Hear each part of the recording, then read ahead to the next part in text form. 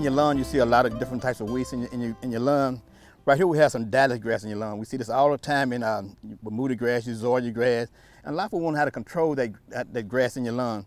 A lot of things you can do if it's you don't have too much in there, you can go out there and pull it up. That'd be the best thing to do. Catch you a moist day when the soil after the rain, and go out to be easy to pull it. It'd be easy to pull this out of the lawn. But then, if not, you want to use some kind of chemical to spray on there, some type of herbicide to spray on there.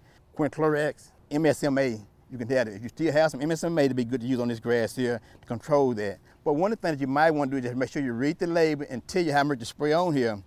And all this is based on a healthy turf. If you have a real good healthy turf, you will see less weeds in your lawn in there.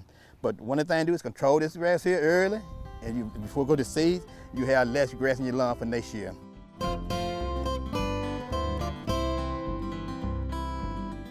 Thanks for watching. We have other quick tips. Just subscribe below.